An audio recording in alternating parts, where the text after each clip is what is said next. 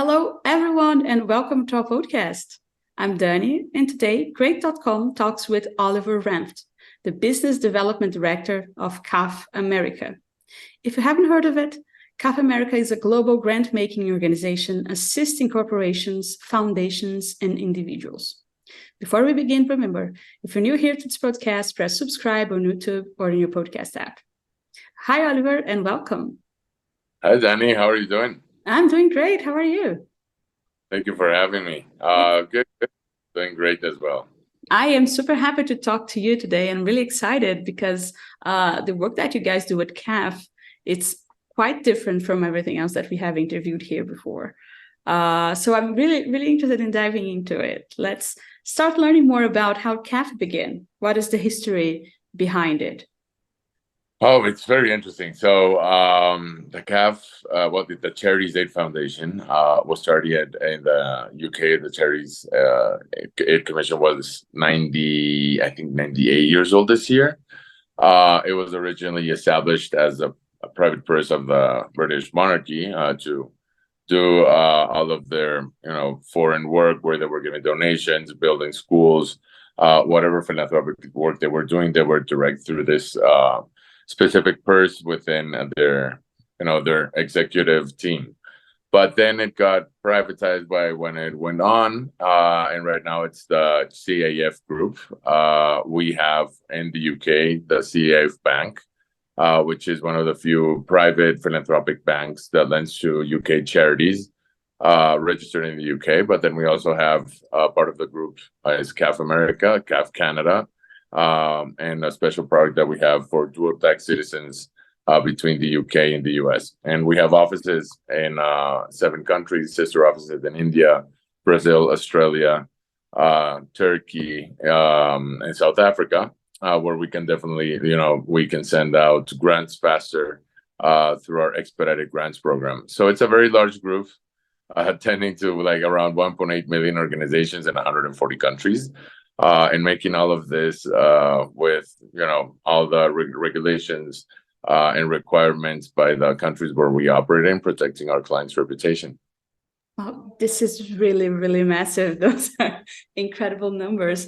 And with that, I think it's important for us to talk now about the challenges that are behind it, because the work that CAF is doing is really vital for especially small organizations. But I'm not so sure that we really understand what are the challenges that involve, especially getting grants, I believe. It seems like a tricky world as one of the NGOs and charity organizations. Could you enlighten us a little bit on that?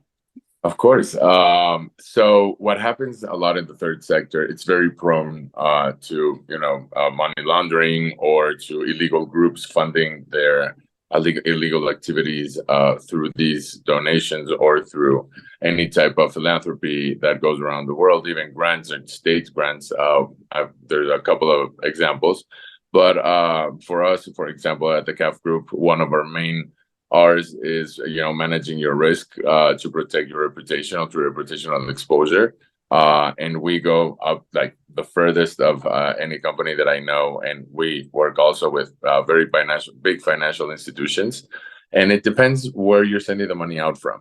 So the UK Charities Commission has a different set of rules. Sweden has a very different set of rules, but because in the US the tax deduction is super high, it's 40%. It's very generous. Then it's a lot more regulated. And we have to go validate the organization. So the way it works is, since the CAF group is basically, we're cause agnostic, like we'd like to say, as long as it's philanthropy, we will help you execute it in the best way possible, and it's all tax deductible for American citizens or anybody who has to pay taxes in the US or any of the countries that we operate in. But we have to establish that the foundation is legally established in their country, that they're abiding by the rules of the entity in their country that manages foundations. There are many challenges. They have to have their own bank account. A lot of small bank accounts, small organizations don't have bank accounts or don't have access to banking systems. which is why we also we mostly work with Western Union, where organizations can also pick the money up and deposit it in a community bank or anything like that that's not connected to the SWIFT system. When you work with larger organizations, normally you have that they've been established. We need the papers, that when they were established, who are in the board of directors. We need to run all of the board of directors through something that's called World Check, where people show up that have been sanctioned or that are in OFAC lists. The OFAC is the Office of Anti-Money Laundering and Corruption. So we also have to run them through all of these different various checks. And I've had situations where people didn't even know they were there, just because they were politically exposed persons. Working in the third sector also means that you might be a politically exposed person when you work for you, or your prior work has been in like the United Nations, or you worked for the government, you were a government official, now you're back in the private sector, or even in the public sector working with schools.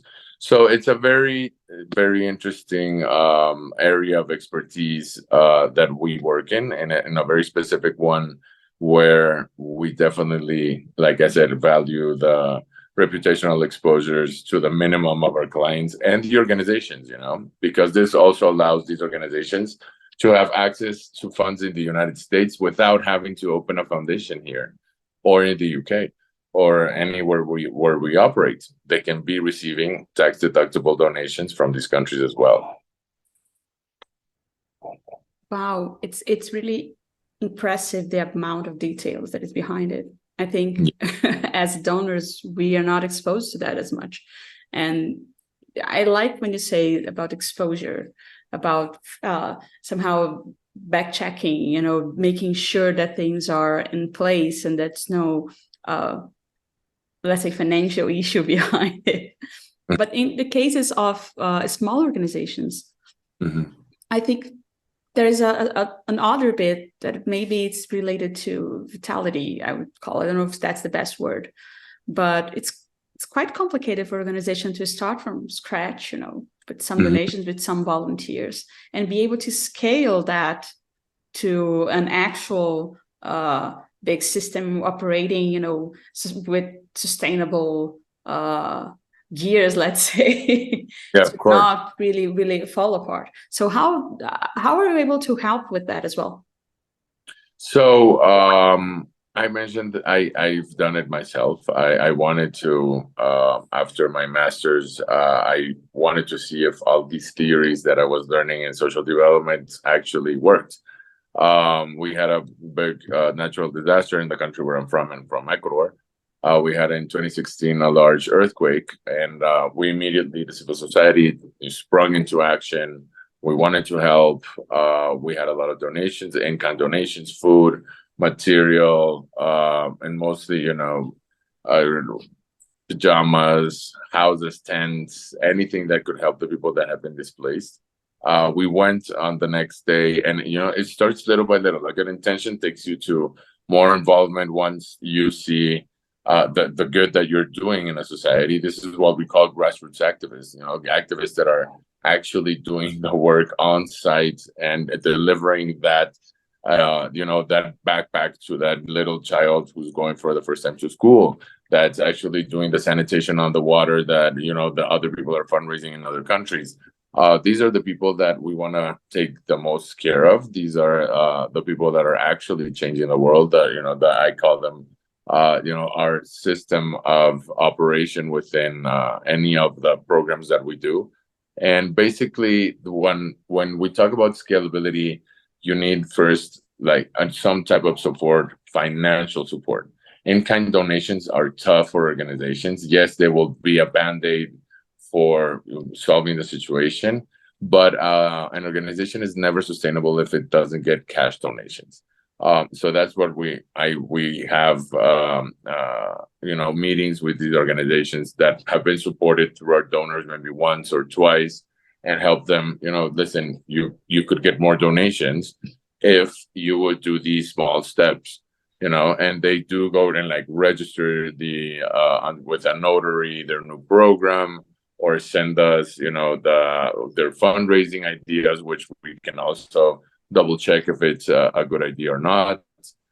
Writing a grant is also a very popular way to start. Although, like I said, not everybody can be everything, and I can't be the fundraiser, the grant writer, and the guy who delivers the backpack to the student. That's unsustainable. I've done it myself. I've seen it, and that's when I started just also cutting my time down and executing the program without any financial support, and went out and knocked on doors and knocked on from small donations to larger donations, to any type of cash that I could get on to support the organization was great. The problem is that obviously in my country, those donations are not tax deductible. It's just like support without any benefit other than the philanthropic side of it, of giving back to the community. There's no government benefit or tax benefit.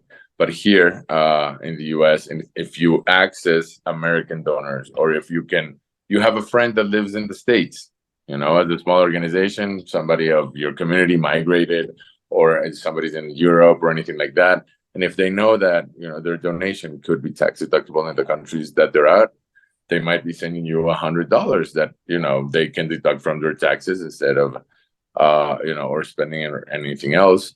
So definitely cash donations. We then support them with links where you can find funds, like funds for NGOs, or we also give them links to the Association of Professional Fundraisers, Professional Grant Writers. There's, in the United States, we have associations for every single profession, and everything is a profession, including the Grant Writers Association, where you can, reach out maybe to a grant writer. They can understand more your program, or maybe they'll even donate their time to help you write a grant. And then you can start applying through all these corporate programs or these grants for proposals that large organizations and corporate donors put out in their websites through their corporate citizenship programs, which now they're called. It used to be corporate social responsibility. Now it's corporate citizenship. And that's what I also want to make your listeners know, is that it always changes, since philanthropy has gotten so big. And, there's always this big announcements of, Mackenzie Scott donated $2 billion for any type of organization that you want, or the Levi's Foundation is doing this, or like Meta or whatever. They've been getting so many requests or so many proposals that they've tried to hide a little bit where they are putting the request for proposals. They've been hiding it under different names. So it's to kind of weed out the people that are not really, up to the task to manage these funds. But you always have to be on top of philanthropy. Is a thing that's always it's a living thing. Every year in the United States, $496 billion are donated just in the United States. So, it's $500 billion. It is a big business, and obviously a big market for smaller organizations and foreign organizations to access. Absolutely. And I love that you mentioned all of those things, especially the tricky bits. But also when you highlight that it is a big business, I think most times we, and I will include myself in this, we forget to look at organizations and philanthropy as business for the good and the bad as well. But it is, and I think this is why organizations such as CAF are so important on keeping smaller, medium, and big organizations alive. This is really, really massive. And I'm just going to mention briefly your webpage right now, which is cafamerica.org. For everyone listening or watching, you can get this link on the description of the episode. And if you got interested about the work that they do, or if you have an organization that might be in need of help or would like to get in touch, go to their website. You can get a lot of information from there. And it's really, really easy to navigate. Oliver, would that be the best way to different organizations to get in touch with you? So I'm gonna give my email out here. It's Oliver at cafamerica.org. You can just email me. I would be more than happy to help. But as I mentioned in our website, cafamerica.org, we have in our super search on the top right-hand corner, you're always going to just put any keyword of what you're thinking, where you want to donate. It's a database of 1.8 million organizations. But I also say, like, for example, right now, unfortunately, we have more violence happening in the Middle East, and then we have also the Ukraine war, and there's been like natural disasters in Asia and everywhere. We also have a emergencies page where you can find the special funds that we created for certain specific emergencies.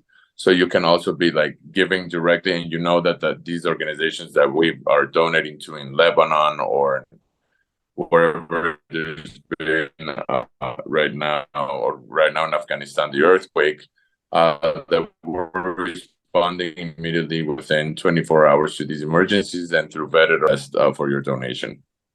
That's really awesome. Thank you so much for sharing. And thank you, Oliver, for talking to us today. This was an incredible conversation. I loved it. Of course. Thank you so much to you. And for everybody listening or watching, also thank you for staying with us for one more episode. If you liked it, remember to press subscribe on YouTube or in your podcast app, because that shows the algorithms that this is an important conversation and more people can learn about the importance of the CAF America or the CAF group. If you got interested in this, check out their website. As I said, cafamerica.org. Get informated and donate, help out if you can. Bye, and I'll see you in the next episode.